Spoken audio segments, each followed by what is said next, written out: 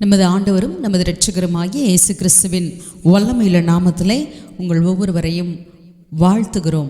ஆமீன், ஹல்லேலூயா. இந்த நாளிலும் கூட யோபுவின் புஸ்தகத்தை நாம் தியானிக்க இருக்கிறோம். ஆமீன். யோபு, அதை சொன்ன உடனே நம்ம எல்லாருக்கும் மிகவும் பரிச்சயமான ஒரு வார்த்தை உபத்திரவம், துன்பம், கஷ்டம். ஆமீன். ஏன் இந்த புஸ்தகத்தை, வாழ்க்கையே அப்படி தான் இருக்குது, ஏன் திரும்ப நம்ம இதையே தியானிக்கணும்னு சொல்லும் பொழுது நிச்சயமாகவே இது மிகவும் ஒரு அற்புதமான ஒரு புஸ்தகம். ஒருவேளை உபத்திரவத்தை பார்க்காம மற்ற அநேக காரியங்களை இந்த புஸ்தகத்திலிருந்து நாம் கற்றுக்கொள்ள ஆவியானவர் நமக்கு உதவி செய்வாராக. ஆமீன்.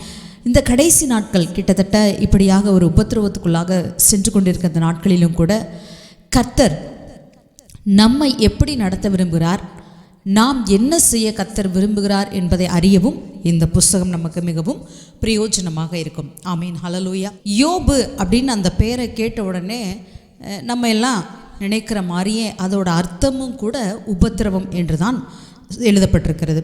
பர்சிக்யூட்டட் அப்படின்னு சொல்லப்பட்டிருக்கு. அப்போ சில வேத அறிஞர்கள் இப்படியாக சொல்கிறாங்க, எந்த ஒரு தாயும் தன்னுடைய பிள்ளைக்கு உபத்திரவம் என்று சொல்லி பெயர் வைக்க மாட்டார்கள். இது ஒரு வேளை அவருடைய உண்மையான பெயராய் இருக்க வாய்ப்பில்லை என்று சொல்லுகிறார்கள். ஒருவேளை புனை பெயராக இருக்கலாம். இந்த கஷ்டங்கள் எல்லாம் வந்த பிறகு இந்த புஸ்தகம் எப்பொழுது எழுதப்பட்டதோ அப்பொழுது ஒருவேளை இப்படியாக ஒரு பெயரை வைத்திருக்கலாம் என்று சொல்லி. சரி, இந்த யோபுவின் புஸ்தகத்திலே நாம் எல்லாம் அறிந்தபடி 42 அத்தியாயங்கள் காணப்படுகிறது. அநேகர் சொல்லுவாங்க இந்த யோபு புஸ்தகம் ஒரு உண்மையான புஸ்தகம் இல்லை, இது ஒரு மித் அப்படின்னு சொல்லுவாங்க, அதாவது ஒரு கட்டுக்கதை அப்படின்னு சொல்லுவாங்க. இப்படிலாம் நடக்கிறதுக்கு வாய்ப்பே இல்லை அப்படின்னு சொல்லிட்டு. ஆனால் அப்படி நாம் அதை எடுத்துக்கொள்ளவே முடியாது. இது உண்மையான ஒரு நிகழ்வு, இது உண்மையாகவே நடந்த ஒரு சம்பவம் என்று சொல்லி அநேக நமக்கு வேதத்திலிருந்தும் வேதத்துக்கு வெளியில், அதாவது யூதர்களுடைய ரபாயனிக்கல் லிட்ரேச்சர், அதிலிருந்தும் கூட நாம் இதை நம்ம பார்க்க முடிகிறது. சரிங்களா? யோபுவின் வாழ்ந்த நாட்கள் அவர் இப்போ இந்த காலகட்டத்தில் தான் வாழ்ந்தார் அப்படின்னு சொல்லி நிச்சயமாக நம்மளால் ஒரு காலகட்டத்தை குறிக்க முடியல. ஏன்னா அதற்கான எந்த ஒரு ப்ரூஃபுமே யோபு புஸ்தகத்தில் இல்லைன்னு சொல்லலாம். ஆனால் அவர் எந்த காலகட்டத்தில் வாழ்ந்தார் என்பதை அதே யோபு புஸ்தகத்தில் எழுதப்பட்டிருக்கிற வார்த்தைகளின் மூலமாய் நம்மால் ஒரு கணக்கிட முடிகிறது. ஸோ நிச்சயமாக சொல்கிறாங்க, ஆபிரகாம், ஈசாக், யாக்கோபு நம்முடைய முற்பிதாக்களுடைய காலத்துக்கு முன்பாக தான் யோபு வாழ்ந்திருக்க வேண்டும் என்று சொல்லி. எதை வைத்து அப்படி சொல்லுகிறாங்க என்று சொன்னால், கிட்டத்தட்ட 2500 கிறிஸ்துவுக்கு முன் 2500வது வருஷங்களில் யோபு வாழ்ந்திருக்க வேண்டும் என்று சொல்லி சொல்கிறாங்க. நாமெல்லாம் நிச்சயமாய் அறிந்த ஒரு காரியம், ஆபிரகாமுடைய காலத்தை எடுத்துக்கொண்டோம் என்று சொன்னால், ஆபிரகாம் அவர் நீண்ட நாட்கள் வாழ்ந்தார். அதாவது கிட்டத்தட்ட ஒரு 200 அவருக்கு முன்பாக இருந்தவர்களை பார்க்கிலும் ஒரு 200 ஒரு 100+ இயர்ஸ் அப்படி வாழ்ந்தார் என்று நாம் பார்க்க முடிகிறது. கிட்டத்தட்ட யோபுடைய வாழ்நாட்களும் கூட அத்தனையாக தான் காணப்படுகிறது. யோபு 42வது அதிகாரத்தில் 16-17 நம்ம வாசிக்கிறோம். 42வது அதிகாரம் 16-17. இதற்கு பின்பு யோபு 140 வருஷம் உயிரோடு இருந்து 4 தலைமுறையாக தன் பிள்ளைகளையும் தன் பிள்ளைகளுடைய பிள்ளைகளையும் கண்டான். யோபு நெடுநாளிலிருந்து பூரண வயதுள்ளவனாய் மரித்தான். ஆமீன், ஹல்லேலூயா. அதாவது முதல் அதிகாரம் துவங்கி நடந்த காரியங்கள் எல்லாம் நமக்கு தெரியும். அவர் எல்லாவற்றையும் இழக்கிறார், பிள்ளைகள், தன்னுடைய சம்பத்து, வீடு எல்லாவற்றையும் இழக்கிறார், மனைவியை தவிர. அது முடிந்து 42வது அதிகாரத்திலே திரும்பவும் கர்த்தர் அவருடைய 3 நண்பர்கள் இடையில வர்றாங்க, பேசிக்கிட்டே இருக்காங்க. அதுக்கப்புறம் 4வது ஒரு நண்பர் வர்றார். அதுக்கப்புறம் தேவன் பேசுகிறார். அந்த காரியங்கள் எல்லாம் முடிந்த பிற்பாடு யோபுவுக்கு ஆண்டவர் பரிபூர்ண சுகத்தை கொடுத்து அங்கே அவருக்கு இறந்த எல்லாவற்றையும் இரட்டத்தனையாக திரும்ப கொடுக்கிறதை நாம் பார்க்கிறோம். ஸோ இதை எல்லாவற்றையும் அடைந்த பிற்பாடு நம்மளுக்கு முதல் அதிகாரத்தில் வாசிக்கிறோம், யோபுவுக்கு 10 பிள்ளைங்க இருந்தாங்கன்னு பார்க்குறோம். 7 ஆண் மக்கள், 3 பெண் பிள்ளைகள் இருந்தார்கள் என்று சொல்லி வாசிக்கிறோம். ஆனால் அது எல்லாவற்றையும் முடிந்து திரும்பவும் 42வது அதிகாரத்தில் வரும்பொழுது ஆண்டவர் பிள்ளைகளையும் கூட மற்ற எல்லாவற்றையும் இரட்டத்தனையாக கொடுத்தார்.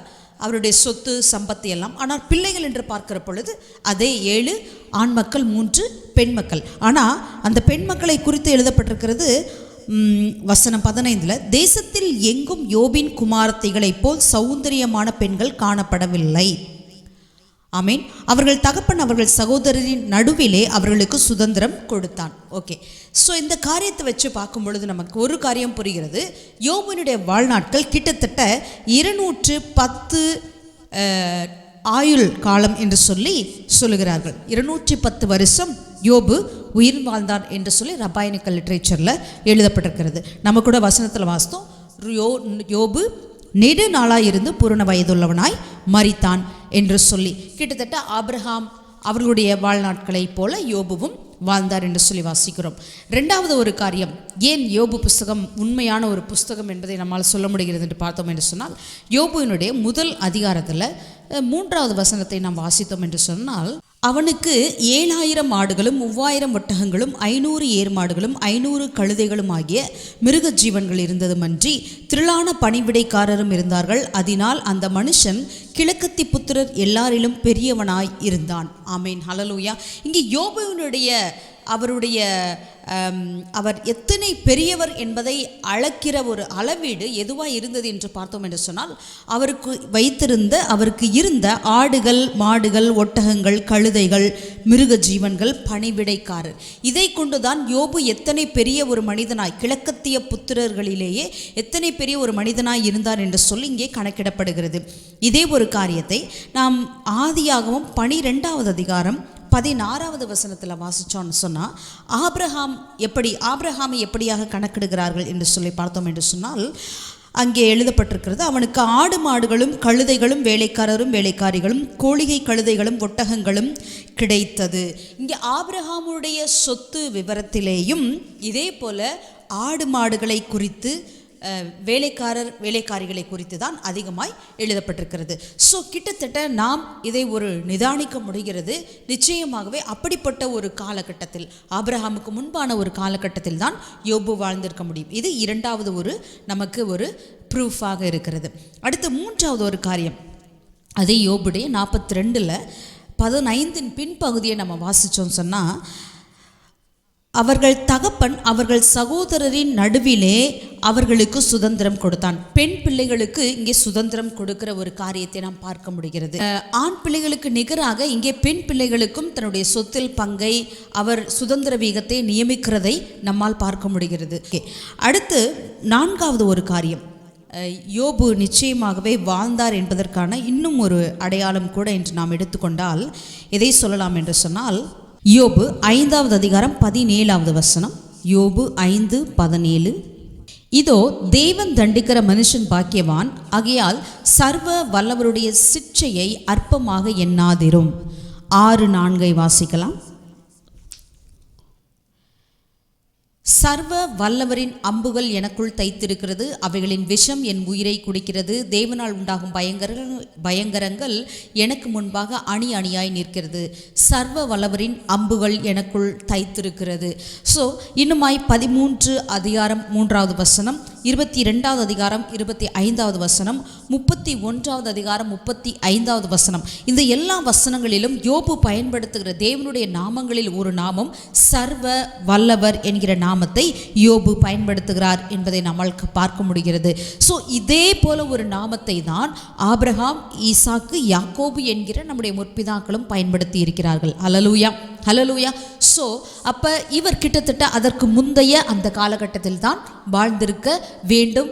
அவருக்கு வேறு எந்த நாமமும் வெளிப்படுத்தப்படவில்லை. ஒருவேளை மோசேக்கு வெளிப்படுத்தப்பட்டது போல ஐ ஆம் தட் ஐ ஆம், நான் இருக்கிறவராகவே இருக்கிறேன் என்று சொல்லி தேவனுடைய நாமம் வெளிப்படுத்தப்படவில்லை. ஆமீன்.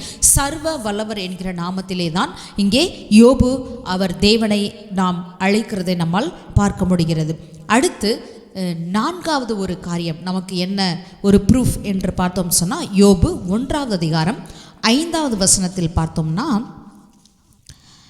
விருந்து செய்கிற அவரவருடைய நாள்முறை முடிகிற போது யோபு ஒருவேளை என் குமாரர் பாவம் செய்து தேவனை தங்கள் இருதயத்திலே தூஷித்திருப்பார்கள் என்று சொல்லி அவர்களை அழைத்து அனுப்பி பரிசுத்தப்படுத்தி அதிகாலமே எழுந்து அவர்கள் எல்லாருடைய இலக்கத்தின்படியேயும் சர்வாங்க தகன பலிகளை செலுத்துவான்.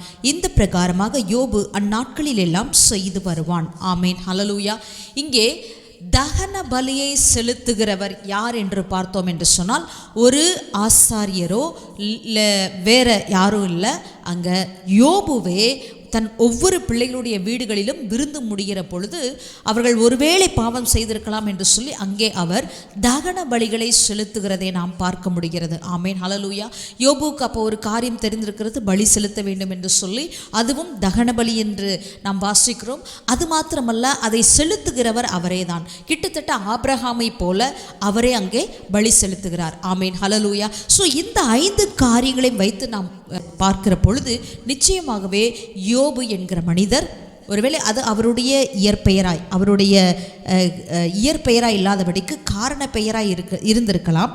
ஆனால் அவர் நிச்சயமாகவே வாழ்ந்தார். இந்த காரியங்கள் எல்லாம் நடந்தது என்பதை நம்மால் உறுதியாக சொல்ல முடியும். ஆமீன், ஹல்லேலூயா. ஸோ யோபு வாழ்ந்த நாட்கள் அந்த சரியான நேரத்தை நம்மளால் தெரியல அப்படின்றதுனால அது ஒரு கற்பனை பாத்திரம் என்று நாம் சொல்ல முடியாது. சரிங்களா? ஓகே, நிச்சயமாகவே அவர் வாழ்ந்தார். இது மாத்திரம் தான் நம்மளுக்கு ப்ரூஃபில் இருக்கா அப்படின்னு கேட்டோம்னா இல்லை. நம்ம எடுத்து வாசிக்கலாம். எசேக்கியேல் 14:14 வசனத்தை வாசிக்கலாம். எசேக்கியேல் நபியின் புஸ்தகம் 14வது அதிகாரம் 14வது வசனத்தை வாசிக்கிறேன். அப்பொழுது நோவா, தானியேல், யோபு ஆகிய 3 புருஷரும் அதன் நடுவில் இருந்தாலும் அவர்கள் தங்கள் நீதியினால் தங்கள் ஆத்துமாக்களை மாத்திரம் தப்புவிப்பார்கள் என்று கர்த்தராகிய ஆண்டவர் சொல்லுகிறார். ஆமீன், ஹல்லேலூயா. நாம் நிச்சயமாகவே நோவா வாழ்ந்தார் என்பதை விசுவாசிக்கிறோம், நம்புகிறோம். அதே போல் தானியேலையும் நாம் நம்புகிறோம், விசுவாசிக்கிறோம். ஸோ அவர்களுக்கு இடையிலே தேவன் இங்கே என்ன சொல்லுகிறார்? யோபுவையும் இணைத்து பேசுகிறார். இது தேவனே சொல்லுகிற ஒரு வாக்கியம். 12வது வசனத்தில் வாசித்தோம் என்று சொன்னால், கர்த்தருடைய வார்த்தை எனக்கு உண்டாகி என்று சொல்லி எசேக்கியேல் தீர்க்கதரிசியானவர் எழுதுகிறார். அப்போ அங்கே சொல்கிறாரு, நோவா, தானியேல், யோபு ஆகிய 3 புருஷரும் அதன் நடுவில் இருந்தாலும், ஆமீன், அவர்கள் தங்கள் நீதியினால் தங்கள் ஆத்துமாக்களை மாத்திரம் தப்புவிப்பார்கள் என்று சொல்லி கர்த்தராகிய ஆண்டவர் சொல்லுகிறார். அப்போ யோபு அந்த பாத்திரம் ஒரு உண்மையான பாத்திரம். இது மாத்திரமா அப்படின்னு பார்த்தோம் சொன்னால், யாக்கோபு 5வது அதிகாரம் 11வது வசனத்தை கூட வாசிக்கலாம். யாக்கோபு எழுதின நிருபம், புதிய ஏற்பாட்டில் யாக்கோபு 5வது அதிகாரம் verse 11. இதோ பொறுமையாய் இருக்கிறவர்களை பாக்கியவான்கள் என்கிறோமே, யோபின் பொறுமையை குறித்து கேள்விப்பட்டிருக்கிறீர்கள், கர்த்தருடைய செயலின் முடிவையும் கண்டிருக்கிறீர்கள். கர்த்தர் மிகுந்த உருக்கமும் இரக்கமும் உள்ளவராய் இருக்கிறாரே. ஆமேன், ஹல்லேலூயா. ஸோ யாக்கோபும் இங்கே எழுதுகிறார். என்ன எழுதுகிறார்?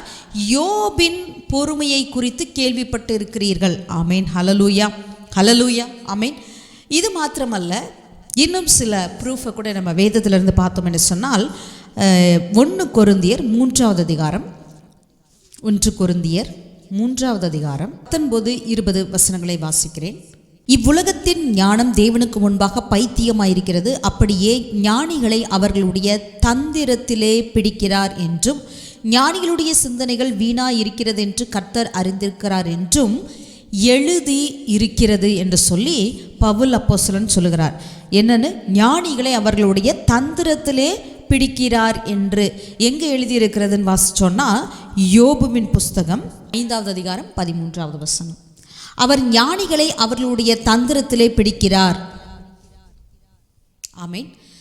ஸோ அப்போஸ்தலனாகிய பவுல் இங்கே யோபுவுடைய புஸ்தகத்திலிருந்த வாக்கியங்களை அவரும் அங்கே பயன்படுத்துகிறதை நம்மால் பார்க்க முடிகிறது. ஸோ ஒன்று தானா இதை வைத்துக்கொண்டு நாம் சொல்ல முடியுமா என்று பார்த்தோம்னால், இன்னொரு வசனத்தை வாசிக்கலாம். ரோமர் 11வது அதிகாரம் 35வது வசனம். ரோமர் 11:35.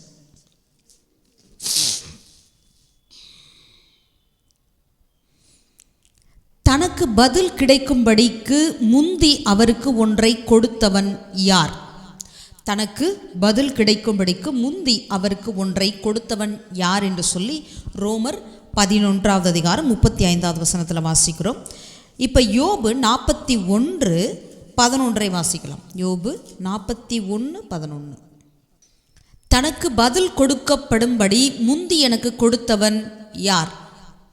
ஆமென், ஹல்லேலூயா. சில வசனங்களை அப்போஸ்தலனாகிய பவுல் யோபினுடைய புஸ்தகத்திலிருந்து எடுத்து பயன்படுத்துகிறதை நம்மால் பார்க்க முடிகிறது. இன்னொரு வசனத்தை கூட வாசிக்கலாம்.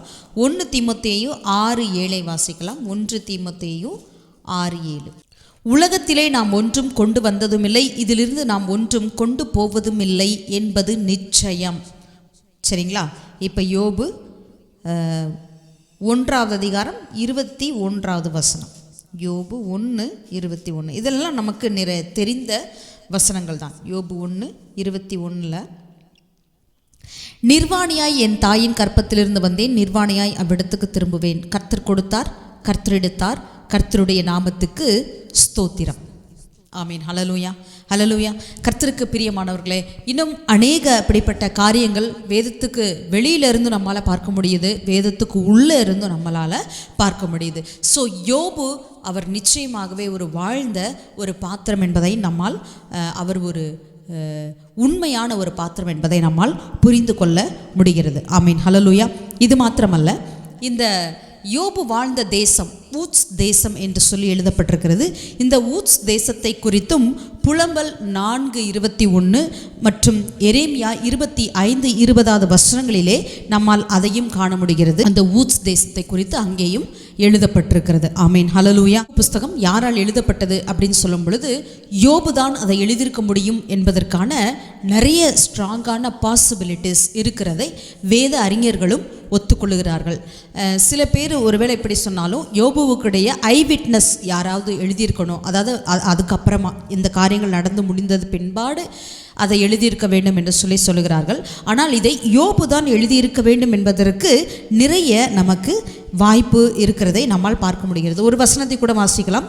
யோபு 19வது அதிகாரம், யோபு 19வது அதிகாரம் 23-24 நான் வாசிக்கிறேன். நான் இப்பொழுது சொல்லும் வார்த்தைகள் எழுதப்பட்டால் நலமாயிருக்கும்.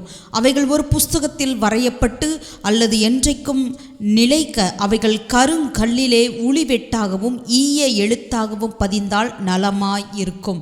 ஆமீன், ஹல்லேலூயா. யோபு இங்கே சொல்லுகிறார், நான் இப்பொழுது சொல்லும் வார்த்தைகள் எழுதப்பட்டால் எவ்வளவு நன்றாக இருக்கும் என்று சொல்லி அவர் சொல்லுகிறார். ஸோ இது மாத்திரமல்ல, சில வேத அறிஞர்கள் இப்படியாக சொல்கிறாங்க, இதை யோபு தான் எழுதியிருக்க வேண்டும். பின் நாட்களிலே மோசேயும் வேறு சிலரும் சேர்ந்து இதை மொழிபெயர்த்திருக்க வேண்டும் என்று சொல்லி, எபிரேயத்துக்கு மொழிபெயர்த்திருக்க வேண்டும் என்று சொல்லுகிறார்கள். சரி, ரெண்டாவது நாம் இந்த புஸ்தகத்தை குறித்து சில முக்கியமான காரியங்களை கவனித்தோம் என்று சொன்னால், இதை நம்ம ஒரு விஸ்டம் புக், ஞான புஸ்தகம் என்று சொல்லி, ஞான பாட்டுகளின் புஸ்தகம் என்று சொல்லலாம். இந்த லிட்ரேச்சர் ஒரு விஸ்டம் லிட்ரேச்சர் அப்படின்னு சொல்கிறாங்க. அதில் எழுதியிருக்கிறது எப்படி சங்கீதம், நீதிமொழிகள் எல்லாம் எழுதப்பட்டிருக்கிறதோ அதையும் நம்ம விஸ்டம் லிட்ரேச்சரில் தான் சேர்க்குறோம். அதே போல் இந்த யோபுவும் விஸ்டம் லிட்ரேச்சரில் இணைக்கப்படுகிறது. இதற்கு அடுத்து பார்த்தோம் என்று சொன்னால், இந்த யோபுவின் புஸ்தகத்தில் அநேக பெரிய பெரிய ரகசியங்கள், வானசாஸ்திரங்கள் எழுதப்பட்டிருக்கிறதை நம்மால் காண முடிகிறது. பெரிய அறிவியல் கூற்றுக்கள் எல்லாம் யோபினுடைய புஸ்தகத்தில் எழுதப்பட்டிருக்கிறது. கொஞ்சம் யோசித்து பாருங்க. கிறிஸ்துவுக்கு முன்பாக 2500வது வருஷங்களில் வாழ்ந்த யோபு, அவர் அப்பொழுதே அநேக வான சாஸ்திரங்களை குறித்தும் அநேக அறிவியல் கூற்றுகளையும் அவர் அறிந்தவராய் இருந்திருக்கிறார். ஆமீன், ஹல்லேலூயா, ஹல்லேலூயா. ஆனால் இந்த காலகட்டத்தில் தான் நாம் அநேக அறிவியல் இன்வென்ஷன்ஸை, நம்மளால் சயின்டிஃபிக் இன்வென்ஷன்ஸை பார்க்க முடியுது. ஆனால் அப்பொழுதே யோபு அதை எல்லாவற்றையும் தன்னுடைய புஸ்தகத்திலே எழுதி வைத்திருந்திருக்கிறார். அதற்கான நிறைய ஆதாரங்கள் உண்டு. நம்ம புஸ்தகத்தை வருகிற நாட்களில் தியானிக்கும் பொழுது நிச்சயமாகவே நம்மால் அதை உணர முடியும். ஆமீன், ஹல்லேலூயா. ஓகே, இந்த புஸ்தகத்துடைய மெயினான கருப்பொருள் என்ன, தீம் என்ன அப்படின்னு பார்த்தோன்னு சொன்னோம்னா, நீதிமானாய் வாழ்கின்ற தம்முடைய சொந்த பிள்ளைகள் துன்புறுவதற்கு ஏன் தேவன் அனுமதிக்கிறார்? இதுதான் இதோட தீம். ஆமென். நீதிமானாய் வாழ்கின்ற தம்முடைய சொந்த பிள்ளைகள் துன்புறுவதற்கு ஏன் தேவன் அனுமதிக்கிறார்? இந்த மிக கடினமான இந்த பிரச்சனையை தான் யோபு புஸ்தகம் கையாளுகிறது. ஆமீன். ஏன் தேவன் தம்முடைய சொந்த பிள்ளைகளை அதுவும் நீதிமானாய் வாழ்கின்றவர்களை, பாவம் செய்யாமல் நீதியாய் இருக்கிற பிள்ளைகளை ஏன் அவர்கள் துன்பத்துக்கு ஏன் ஆளாகிறார்கள் என்பதை குறித்து தான் இந்த முழு புஸ்தகம் நமக்கு விவரிக்கின்றது. ஆமேன், ஹல்லேலூயா. கர்த்தர் நல்லவர். இந்த நாட்களில் இந்த புஸ்தகத்தை தியானிப்பது நிச்சயமாகவே நமக்கு ஒரு பெரிய ஆசீர்வாதமாக இருக்கும். ஓகே, இது மாத்திரமல்ல, சில முக்கிய வசனங்கள், கீ வேர்சஸ் அப்படின்னு சொல்லுவாங்க. ஸோ அந்த வசனங்கள் என்னவென்று வேதத்தில் பார்த்தோம்னு சொன்னோம்னா, யோபு 1:21 நம்ம இப்போ வாசித்தோம். யோபு 1வது அதிகாரம் 21வது வசனம். சில முக்கிய வசனங்களை நாம் நிச்சயமாகவே நம் மனதில் கொள்வது மிகவும் நல்லது. நிர்வாணியாய் என் தாயின் கற்பத்திலிருந்து வந்தேன், நிர்வாணியாய் அவ்விடத்துக்கு திரும்புவேன். கர்த்தர் கொடுத்தார், கர்த்தர் எடுத்தார், கர்த்தருடைய நாமத்துக்கு ஸ்தோத்திரம். ஆமேன், ஹல்லேலூயா, ஹல்லேலூயா. இது எத்தனை மிகவும் ஒரு முக்கியமான, நாம் ஒவ்வொரு நாளும் நம்மையே ஞாபகப்படுத்தி கொள்ளுகிற வேண்டிய ஒரு முக்கியமான வசனம் என்பதை நாம் அறிந்து கொள்வது நமக்கு நல்லது. ஹல்லேலூயா. அப்படிப்பட்ட ஒரு வாழ்க்கை வாழ்வோம் என்று சொன்னால், ஒருவேளை பவுல் அப்போஸ்தலன் சொல்லுகிறது போல பிலிப்பிய புஸ்தகத்திலே நம்முடைய குடியிருப்போ பரலோகத்தில் இருக்கிறது என்று சொல்லி, அது மாத்திரமல்ல, கொலோசையரில் பவுல் சொல்லுகிறார், நாம் பூமிக்குரியவைகளை அல்ல மேலானவைகளையே நாம் பார்க்க வேண்டும் என்று சொல்லி, நோக்கி இருக்க வேண்டும் என்று சொல்லி. கர்த்தருக்கு பிரியமானவர்களே, இந்த வசனம் அதைத்தான் நமக்கு கற்றுத்தருகிறது. இந்த பூமி நமக்கு சொந்தம் அல்ல, நிரந்தரம் அல்ல. ஆமேன், ஹல்லேலூயா, ஹல்லேலூயா. இந்த காரியத்தை நாம் மனதில் வைத்தோம் என்று சொன்னால் நிச்சயமாகவே நம்மால் ஒரு அற்புதமான, தேவன் விரும்புகிற ஒரு வாழ்க்கை நம்மால் வாழ முடியும். ஆமேன். அடுத்து யோபு 13வது அதிகாரம், அதில் 15வது வசனத்தை கூட வாசிக்கலாம்.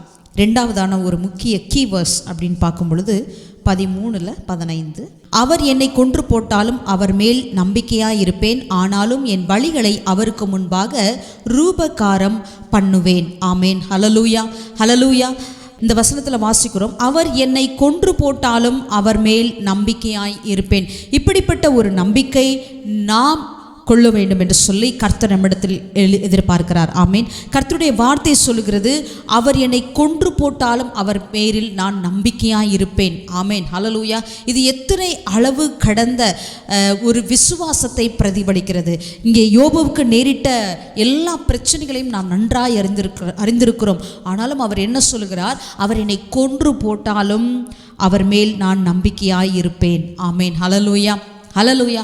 அப்படிப்பட்ட ஒரு நம்பிக்கை இந்த நாட்களிலே ஒரு சிறிய பிரச்சனை என்று சொன்னாலும் உடனே நாம் என்ன செய்கிறோம்? உடனே ஜெபிப்பது இல்லை, ஆலயத்துக்கு செல்வது இல்லை, தேவ வசனங்களை கேட்பது இல்லை, ஒரு ஃபெலோஷிப்பை விரும்புகிறது இல்லை. ஏன்னா அந்த பிரச்சனை எனக்கு அப்படின்னு சொல்லிட்டு. ஆனால் யோபு சொல்லுகிறார், அவர் என்னை கொன்னே போட்டாலும் நான் அவரை தான் நம்புவேன் அப்படின்னு சொல்கிறார். ஹல்லேலூயா, ஹல்லேலூயா. அப்படிப்பட்ட ஒரு நம்பிக்கை நமக்கும் வருவது நல்லது. அடுத்து 19வது அதிகாரம் 25, 26, 27 வாசிக்கலாம். 19ல் 25, 26, 27. என் மீட்பர் உயிரோடு இருக்கிறார் என்றும் அவர் கடைசி நாளில் பூமியின் மேல் நிற்பார் என்றும் நான் அறிந்திருக்கிறேன். இந்த என் தோல் முதலானவைகள் அழுகி போன பின்பு நான் என் மாம்சத்திலிருந்து தேவனை பார்ப்பேன். அவரை நானே பார்ப்பேன், அந்நிய கண்கள் அல்ல, என் கண்களை அவரை காணும். இந்த வாஞ்சையால் என் உள்ளந்திரியங்கள் எனக்குள் சோர்ந்து போகிறது. ஹல்லேலூயா, ஹல்லேலூயா. பாருங்க, இவர் சொல்றாரு, என் மீட்பர் உயிரோடு இருக்கிறார் என்றும் அவர் கடைசி நாளில் பூமியின் மேல் நிற்பார் என்றும் நான் அறிந்திருக்கிறேன். What a prophetic verse. ஆமீன், ஹல்லேலூயா. எப்படி ஒரு தீர்க்க தரிசனமான வார்த்தைகளை அவர் சொல்கிறார் பாருங்க. கிறிஸ்துவுக்கு முன் 2500 வருஷங்கள் அந்த வருஷத்தில் வாழ்ந்த ஒரு நபர் சொல்லுகிற ஒரு வார்த்தை, கடைசி நாளில், ஆமீன், ஹல்லேலூயா, அவர் பூமியின் மேல் நிற்பார் என்று நான் அறிந்திருக்கிறேன். வா, ஹல்லேலூயா, ஹல்லேலூயா. நாம் இந்த கடைசி நாளில் வாழ்ந்துட்டுருக்கோம். ஆண்டவருடைய வருகை இன்னும் அநேக தேவனுடைய தாசர்கள் சொல்கிறாங்க, தேவனுடைய பெரிய பெரிய வேத வல்லுநர்கள் சொல்லுகிறார்கள், கடைசி நிமிஷத்தில் நாம் வாழ்ந்து கொண்டு இருக்கிறோம். தேவனுடைய வருகை வெகு சமீபமாக இருக்கிறது. அதை உலகம் முழுவதும் நடக்கிற எல்லா காரியங்களும் நமக்கு அறிவிக்கிறது. ஆமேன், ஹல்லேலூயா. கலிஃபோர்னியாவில் ஏற்பட்ட அந்த தீ விபத்தாக இருக்கலாம், அல்லது நிலநடுக்கங்கள், பூமி அதிர்ச்சிகள், வெள்ளங்கள், எங்கே பார்த்தாலும் ஏதாவது ஒன்று எங்கேயாவது நடந்துகிட்டே தான் இருக்குது. அடுத்து யுத்தங்களின் செய்திகள், இவை எல்லாம் கர்த்தருடைய வருகையை நமக்கு வெகு சமீபம் என்பதை அறிவித்து கொண்டே இருக்கிறது. ஹல்லேலூயா. இவை எல்லாம் நமக்கு நன்றாய் அறிந்திருந்தாலும் நம்முடைய நம்பிக்கை எங்கே இருக்கிறது? ஆமேன். நமக்கு நம்பிக்கை இருக்கா? என் ஆண்டவர் நிச்சயமாகவே வரப்போகிறார் என்று சொல்லி, ஹல்லேலூயா, நானே அவரை பார்ப்பேன், நான் அதை அறிந்திருக்கிறேன் என்று சொல்லி யோபு சொன்னாரே, நம்மளால் என்று சொல்ல முடிகிறதா? ஓகே, 3 வசனம். அடுத்து 4வது ஒரு வசனம், யோபு 38 1 7 வாசித்தோம் என்று சொன்னால், யோபுவின் புஸ்தகம் 38வது அதிகாரம் 1 7. அப்பொழுது கர்த்தர் பெருங்காற்றிலிருந்து யோபுக்கு உத்தரவாக, அறிவில்லாத வார்த்தைகளினால் ஆலோசனையை அந்தகாரப்படுத்துகிற இவன் யார்? இப்போதும் புருஷனை போல் இடை கட்டிக்கொள், நான் உன்னை கேட்பேன், நீ எனக்கு உத்தரவு சொல்லு. நான் பூமியை அஸ்திபாரப்படுத்துகிற போது நீ எங்கே இருந்தாய்? நீ அறிவாளியானால் அதை அறிவி. அதற்கு அளவு குறித்தவர் யார்? அதன் மேல் நூல் போட்டவர் யார்? இதை நீ அறிந்திருந்தால் சொல்லு. அதன் ஆதாரங்கள் எதின் மேல் போடப்பட்டது? அதன் கோடிக்கல்லை வைத்தவர் யார்? அப்பொழுது விடியற் காலத்து நட்சத்திரங்கள் ஏகமாய் பாடி தேவபுத்திரர் எல்லாரும் கெம்பீரித்தார்களே. ஹல்லேலூயா, ஹல்லேலூயா. ஸோ இங்கே கர்த்தர் அவருடைய சர்வ வல்லமையை, அவர் யார் என்பதை இங்கே விவரிக்கிற ஒரு காரியத்தை நம்மால் பார்க்க முடிகிறது. He is emphasizing his sovereignty directly to Job. ஆமீன், ஹல்லேலூயா. அவர் எத்தனை மகா வல்லமை உடையவர் என்பதை கர்த்தர் இங்கே யோபுவுக்கு நேரடியாக வெளிப்படுத்துகிற ஒரு காரியம். வா, ஹல்லேலூயா, ஹல்லேலூயா. நம்முடைய தேவன் எத்தனை நல்லவர், எத்தனை வல்லவர் என்பதை பாருங்கள். ஆமீன். 42வது அதிகாரம் 2வது வசனத்தையும் கூட வாசிக்கலாம். 42:2. தேவரீர் சகலத்தையும் செய்ய வல்லவர், நீ செய்ய நினைத்தது தடைப்படாது என்பதை அறிந்திருக்கிறேன். ஆமீன். கர்த்தர் செய்ய நினைத்தது ஒன்றும் தடைப்படாது. ஆமீன், ஹல்லேலூயா, ஹல்லேலூயா. ஸோ இது ஆண்டவர் பேசினதுக்கு பிற்பாடு 42வது அதிகாரத்தில் 2வது வசனத்தில் யோபு சொல்கிறார், just Job new found understanding of God's wisdom and power that acknowledges that God's ways are beyond human comprehension. ஆமீன், ஹல்லேலூயா.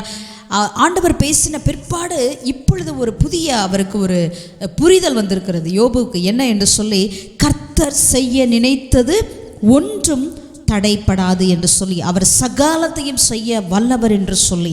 ஆமீன், ஹல்லேலூயா. அதை யோபு என்ன செய்கிறார், இங்கே அக்னாலஜ் பண்ணுகிறதை நம்மால் பார்க்க முடிகிறது. ஆமீன், ஹல்லேலூயா.